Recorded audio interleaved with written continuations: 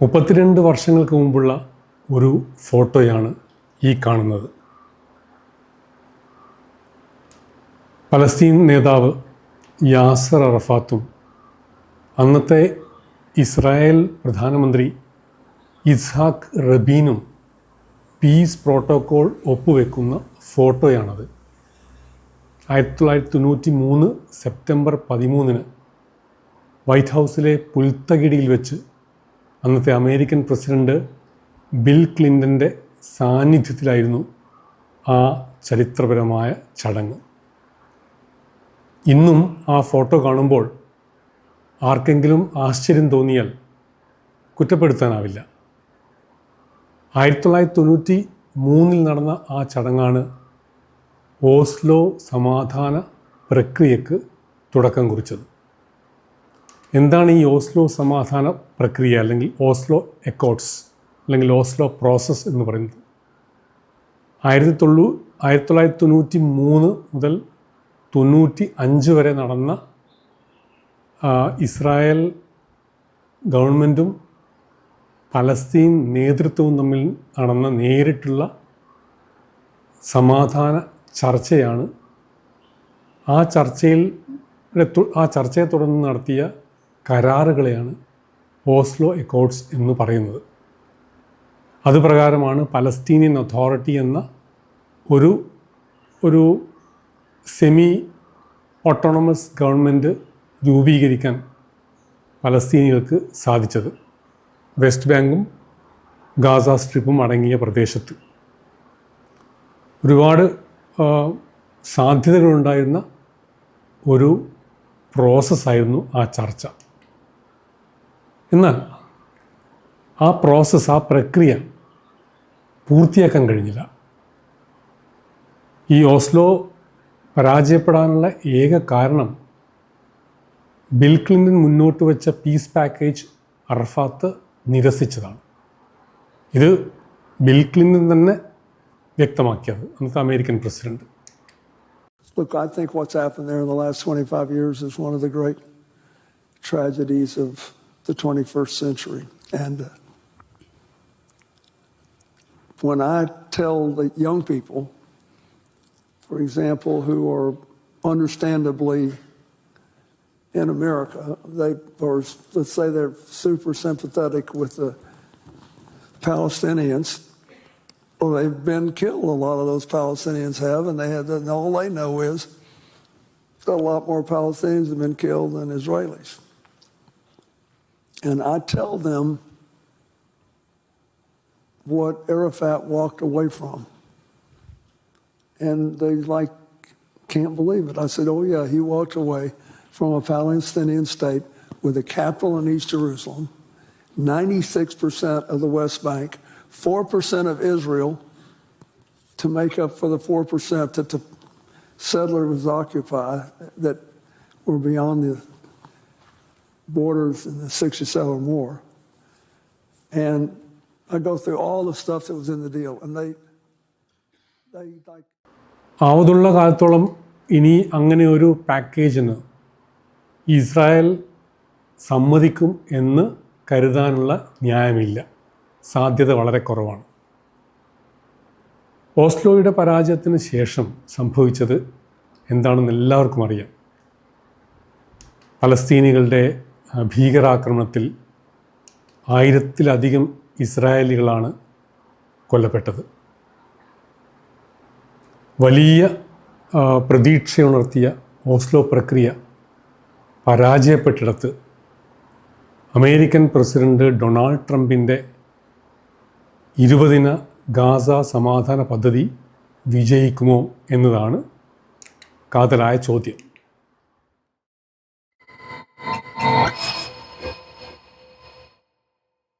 വിജയിക്കണമെന്ന് തന്നെയാണ് നമ്മുടെയൊക്കെ ആഗ്രഹം. പക്ഷേ അങ്ങനെ വിജയിക്കണമെന്ന് ആഗ്രഹിക്കുമ്പോഴും വിജയിക്കാതിരിക്കാനുള്ള സാധ്യതയും തള്ളിക്കളഞ്ഞുകൂടാ. ട്രംപ് വിശാലമായ ക്യാൻവാസിലാണ് തൻ്റെ ഈ ഗാസ സമാധാന പദ്ധതിയെ വരച്ചത്. ട്രംപിൻ്റെ ഏത് കാര്യത്തെയും പൊലിപ്പിച്ചു കാട്ടുന്ന ആളാണ് അമേരിക്കൻ പ്രസിഡന്റ് ട്രംപ്. ഇംഗ്ലീഷിൽ ഹൈപ്പർബലി എന്ന് പറയും. മേഖലയിലെ 3000 വർഷത്തെ സംഘർഷമാണ് താൻ അവസാനിപ്പിക്കുന്നത് എന്നാണ് അദ്ദേഹം ഈ സമാധാന പദ്ധതിയെ വിശേഷിപ്പിച്ചത്.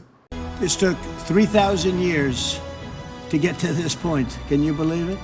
And it's going to hold up too.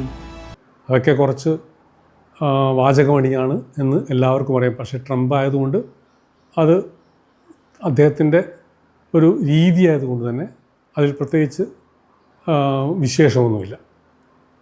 സമാധാന കരാർ നടപ്പിലായി 2 മാസമാവുന്നു ഇപ്പോൾ.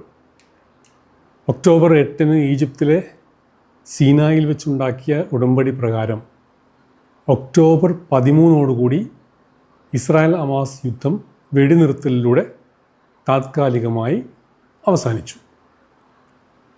എന്നാൽ കരാറിൻ്റെ 1-ാം ഘട്ടം അവസാന ഘട്ടത്തിലെത്തുകയാണ്. കാരണം ഹമാസ് എല്ലാ ബന്ദികളെയും മോചിപ്പിച്ചു. മരിച്ചുപോയ ബന്ദികളുടെ ഭൗതികാവശിഷ്ടങ്ങൾ ഭൂരിഭാഗം കിട്ടിക്കഴിഞ്ഞു. ഇസ്രായേൽ ആവട്ടെ ഗാസയുടെ 50% പ്രദേശത്ത് നിലയുറപ്പിക്കുകയും ചെയ്യുന്നു. അതായത് ഗാസയെ 2ആയി കീറി മുറിച്ചു. ഒരു മഞ്ഞ വര, യെല്ലോ ലൈൻ എന്നാണ് അറിയപ്പെടുന്നത്. ആ മഞ്ഞ ലൈനിന് കിഴക്കും പടിഞ്ഞാറുമായി വിഭജിച്ചു.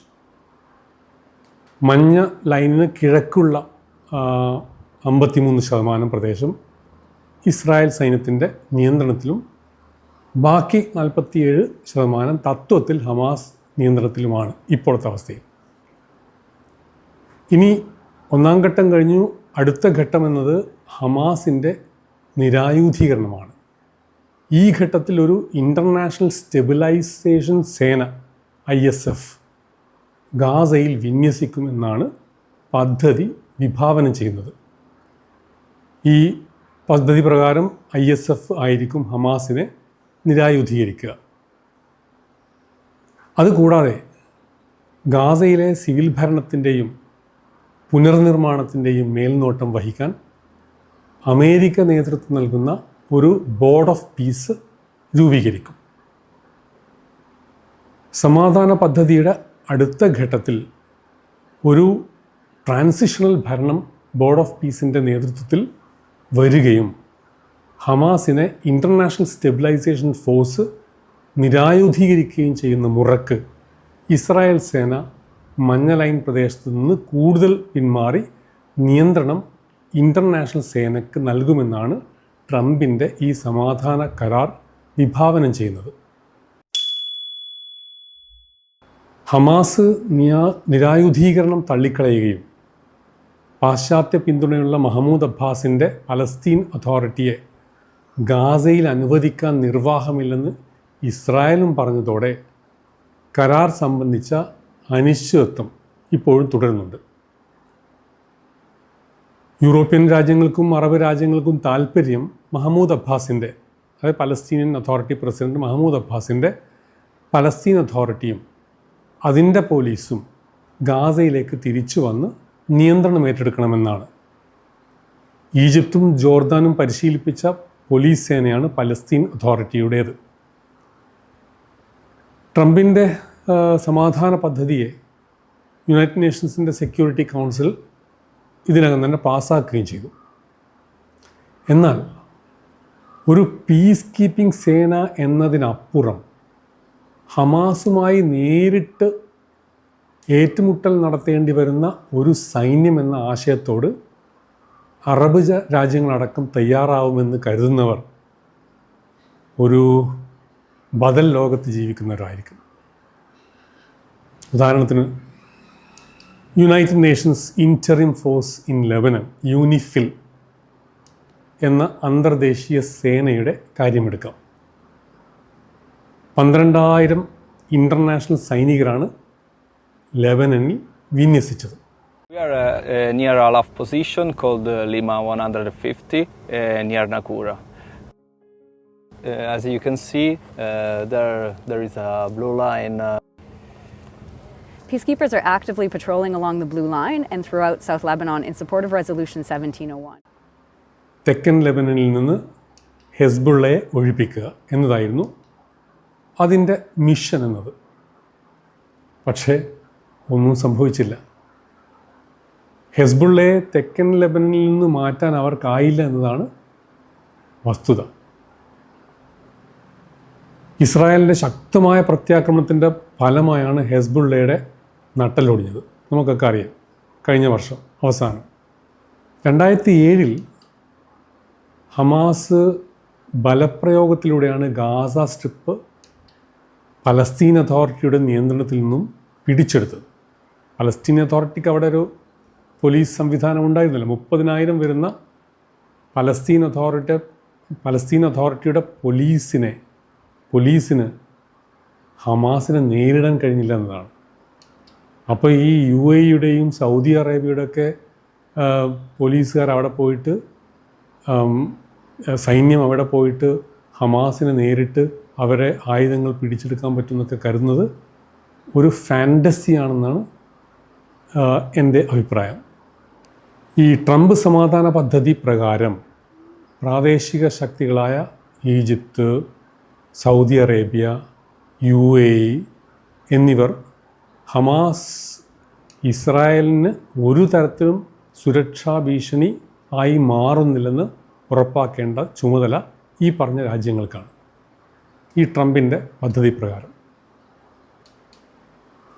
ഇതൊക്കെ നടക്കുന്ന കാര്യമാണോ എന്നതാണ് ചോദ്യം. നമുക്കറിയാം, വലിയ സൈനിക ശക്തിയായ ഇസ്രായേലിന് പോലും ഹമാസിനെ പൂർണ്ണമായും ഇല്ലാതാക്കാൻ കഴിഞ്ഞിട്ടില്ല. അപ്പോഴാണ് ഈ പറഞ്ഞ ഇൻ്റർനാഷണൽ സ്റ്റെബിലൈസേഷൻ ഫോഴ്സ് എന്ന പേരിൽ വരുന്ന UAEയുടെയും സൗദി അറേബ്യയുടെയും ജോർദാൻ്റെയും ഒക്കെ പട്ടാളം അവിടെ വന്നിട്ട്, ഈജിപ്തിൻ്റെയൊക്കെ പട്ടാളം അവിടെ വന്നിട്ട് ഇവരെ നേരിട്ട് ഹമാസിനെ നിരായുധീകരിക്കുമെന്ന് കരുതുന്നത് നടക്കുന്ന കാര്യമാണ് എന്ന് കരുതാനുള്ള ന്യായമൊന്നും ഇന്നത്തെ അവസ്ഥയിലില്ല. ഈ UAE, സൗദി എന്നീ രാജ്യങ്ങളിലെ പട്ടാളക്കാർ അവരുടെ ജീവന് ഭീഷണിയാവുന്ന തരത്തിൽ ഹമാസിനെ നേരിടാനൊന്നും പോകുന്നില്ല എന്നാണ് എനിക്ക് തോന്നുന്നത്. അതൊന്നും നടക്കാൻ പോകുന്നില്ല.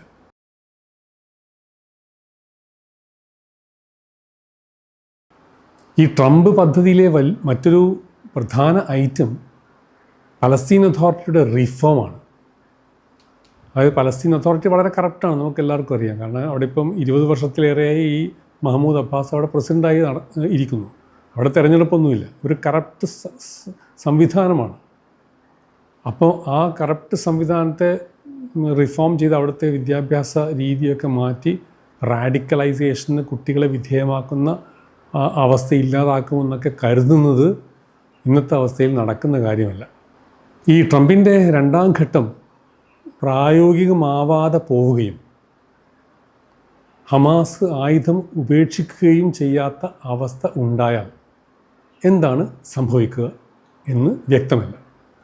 American secretary of state Marco റൂബിയോട് ഇതേക്കുറിച്ച് മാധ്യമങ്ങൾ ചോദിച്ചപ്പോൾ അർത്ഥശങ്കക്കിടയില്ലാതെ അദ്ദേഹം പറഞ്ഞത് ട്രംപിൻ്റെ സമാധാന പദ്ധതിക്ക് ഒരു പ്ലാൻ B ഇല്ല എന്നാണ്.